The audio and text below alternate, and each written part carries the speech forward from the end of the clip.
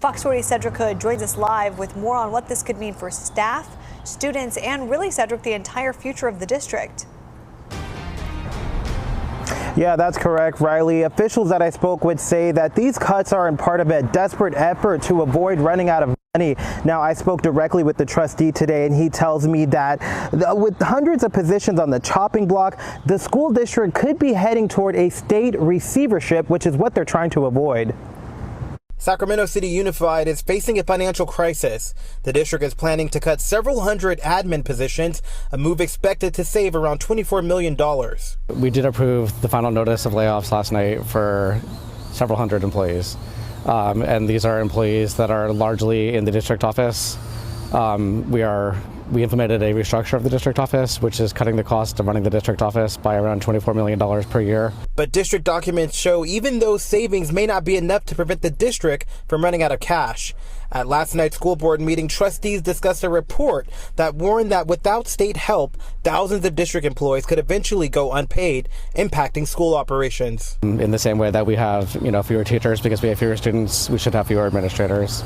But at the same time, that is a challenge in terms of the fact that everyone we had was doing something. There was a job to be done, and they're valuable employees who are now, looking for jobs. According to Kayada, every central office department would see the most reductions. These are decisions that we have to make because it's been years of declining enrollment and changing services, and programs have been left intact because the people are valuable.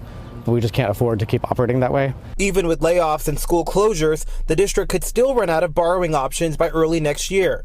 If that happens, the district may have to turn to the state for an emergency loan. Under that process, the district board would lose local control, and an outside administrator would take over financial decisions to ensure that loan is paid back. We've seen receiverships. There's only been 10 in the whole state.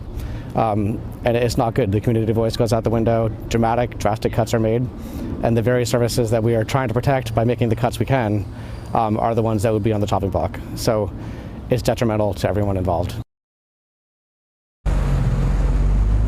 And the school district is running through its options, but time is running out. According to the trustee, it is likely by July 1st, hundreds of staff members could be out of a job, and the school board is expected to continue these discussions in the next coming weeks.